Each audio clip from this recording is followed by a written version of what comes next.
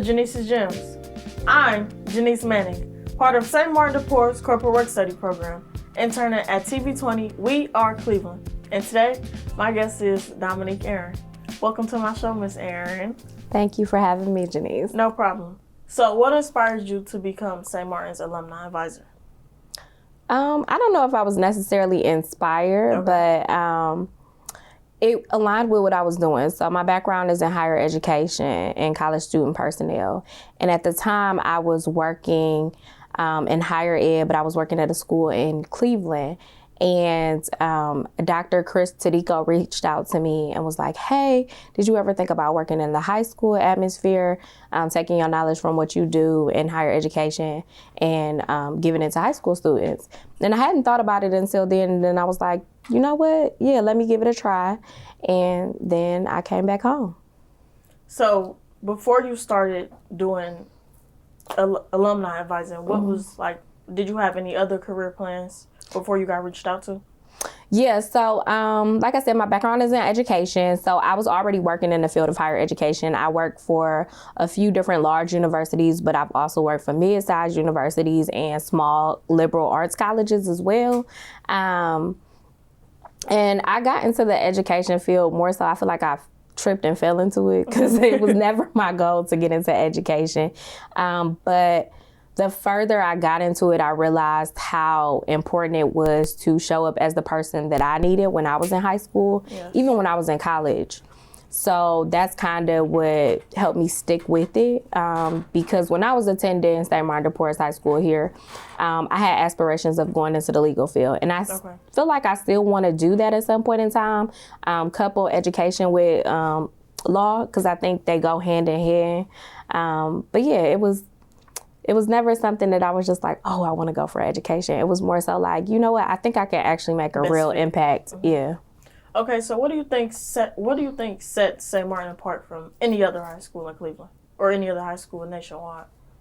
So what I think sets St. Martin de Porres High School apart from other high schools in Cleveland, you have to have a want-to type of attitude to come to St. Martin de Porres High School because it's completely, you got to be dedicated, right? Because you're not only going to high school, but you're getting up and you're going to work. And you're working with people where you are the youngest at work. And so while you're learning from them, they're also learning from you though too, right? And you're learning how to manage your time well. You know, you want to be involved in extracurriculars. You want to get good grades. You want to do well at your corporate work study job. So it really takes a student who wants to take the initiative and kind of like just want to go above and beyond. Because if not, you could just go to a traditional high school. And I think that's what sets apart all the schools that are in the Cristo Rey network, apart from traditional high schools. Okay, so what do you see, like, from working with high school students? What are the most challenges that they face while attending high school, transition into college or into the workforce? Okay, so some trends that I see happening.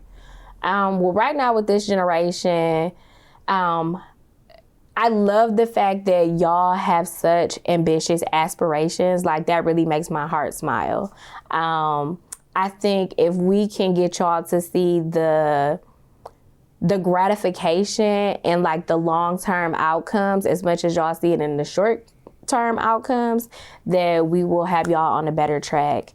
Because a lot of times I see maybe you going to college, but the persistence may not be there.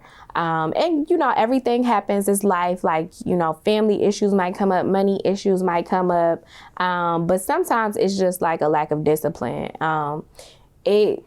One of the things that is really hard and that they don't tell you about when you're growing up is that, like, adulting is a lot of discipline if you're going to do it, like, well. And so you got to just set yourself up for success. Another big thing that we're seeing is that college just isn't on some people's list right now. People are looking to maybe go into a trade or maybe start just working for themselves or even the military. And that's okay. Whatever you choose is your route. I'm going to support you either way. But that's some of the trends that we're seeing. So besides some of the trends, what are the biggest challenges, like, besides not seeing a long-term outcome? Because for me, I want to know what's going to happen right now. But it is long-term long-term outcomes that we should look at. So what do you think the challenge, like what's the challenge that's blocking all of that? I think some of the challenge is that y'all want y'all money and y'all want y'all money now. Yes. So a lot of y'all are going out and y'all are getting 2 or 3 jobs and also trying to balance being a full-time student in college, which if we think about a traditional college student, they were going to school full-time and maybe they worked about 10 to 20 hours a week, but they weren't trying to uphold a certain lifestyle at a certain age. And so another challenge could also be like last year we had the whole FAFSA fiasco because FAFSA came out late, so we weren't able to place people and get them their money as fast as possible. And when I say we, I mean like the higher education systems, because the government was in control of this huge power that was determining money for our students, right? So then another challenge ultimately is just, I think because y'all have so much access at y'all fingertips, y'all are able to learn a lot about what's going right and what's going wrong much faster than we were. So like y'all know certain majors you shouldn't be going into for college because maybe you won't see a return on your investment, right? So challenges like that. But like the biggest challenge is getting you to understand that if you do go to college and you do pick a major that is going to give you a return on your investment, that like, yes, it's going to be hard, but you're going to make more money in the long run. So yeah, you giving up 8 years of your life to make, 200,000 plus later on, or, $500,000 later on. But like everything worth having, you got to work hard for. That's right. So how do you help students who are transitioning from high school to college? Like, what is the biggest thing? The application process, financial situation, or just getting ready to be prepared? Yeah, so what I really love that we're doing now is that we're really getting y'all families more involved in y'all process so that they can understand like how they can support y'all going through it. So, families play a big role in doing the FAFSA application, but we also want to make sure we include them on the conversation of like, are y'all staying in state? Are y'all going to be local? Are y'all going out of state? Is the family going to be able to help finance some of those things if we don't get as much money on the FAFSA? Are we filling out scholarships? Are the families encouraging you to fill out scholarships?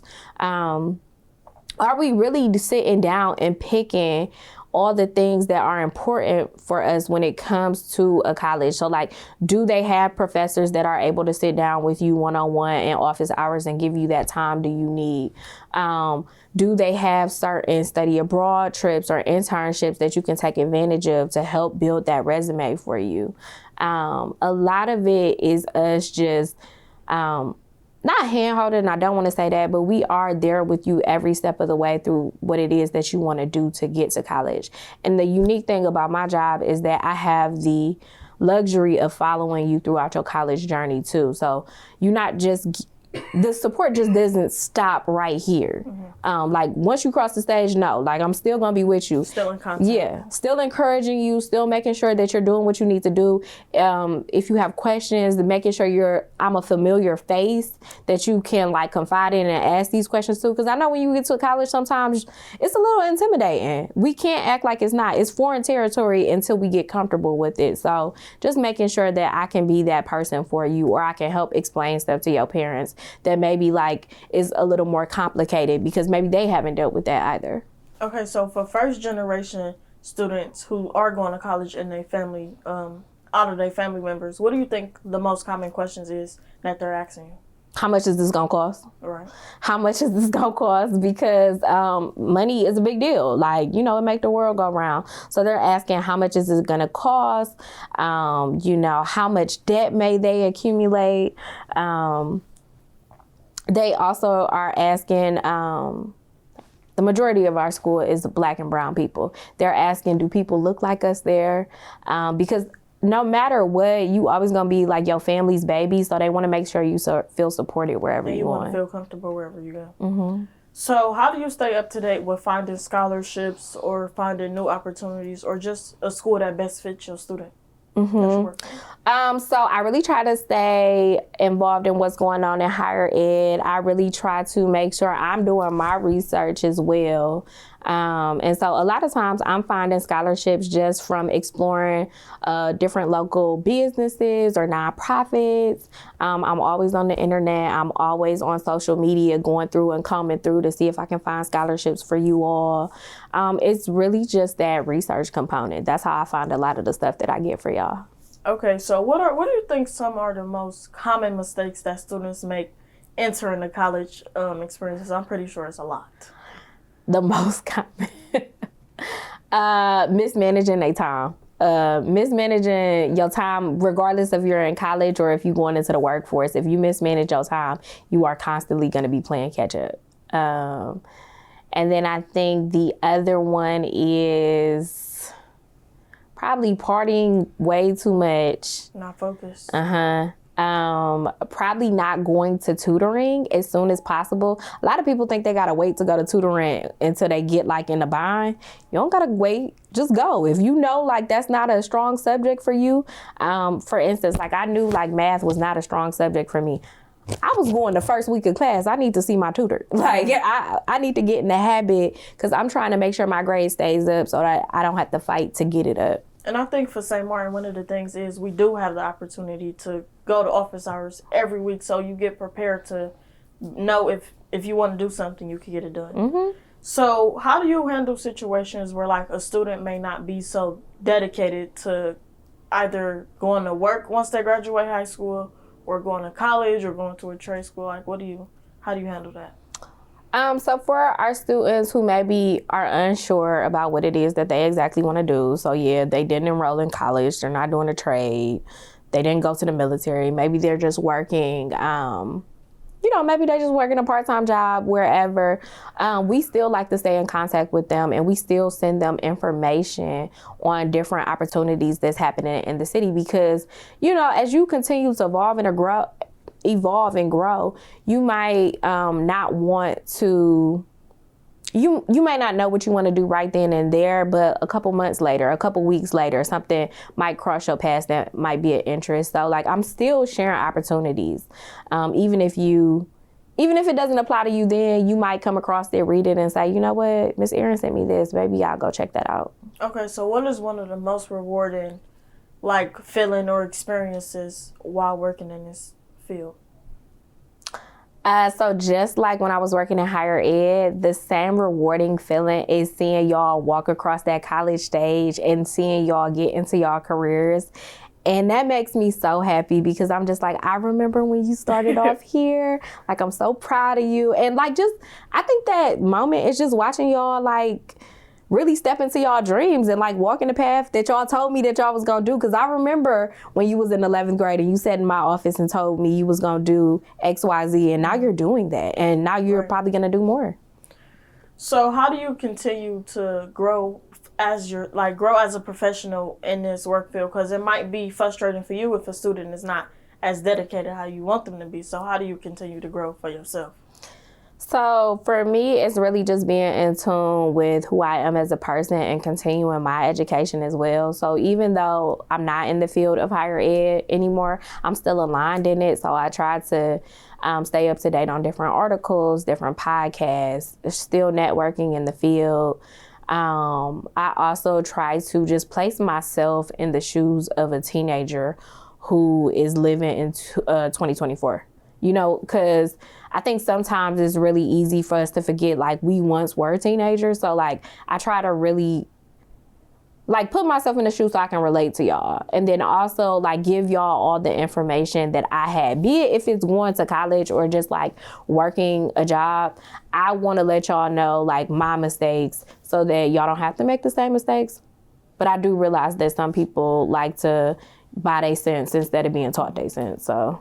That's understandable. Mm-hmm. So, if you was to give 3 pieces of advice to somebody who don't go to St. Martin but is transferring into college, what would be your advice to them? I don't give advice to people who didn't go to St. Martin because they'll pay me to do that. What would I tell them? I can't get on free game. Why you want me to get on free game? Just 3 pieces of advice. So somebody who doesn't go to St. Martin but is thinking about transitioning to college, I would tell them to First, find people who are in your field and talk to them. Make sure that you get different perspectives.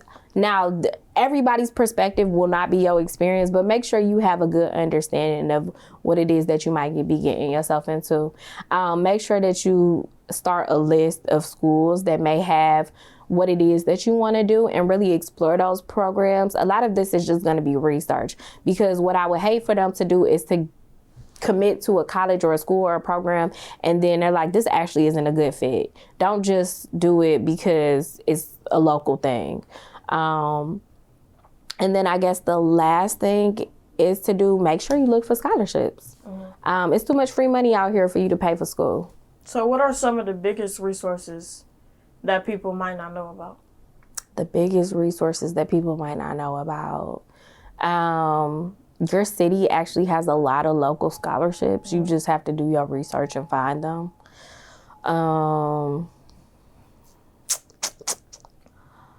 If you're going to stay in the city of Cleveland, it behooves of you to go into the health field, really, because you're going to get the most bang for your buck right now, because we are a health city. No,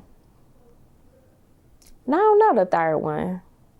I can't think of one off the top of my head. Thank you, Ms. Aaron, for being on my show today. You did an amazing job. Thank you for having me, Genice. I appreciate it. Of course, no problem. And thanks to all of you for watching. I'm Genice Manning for TV20 We Are Cleveland. And remember, all gems are not made of stone, but of love.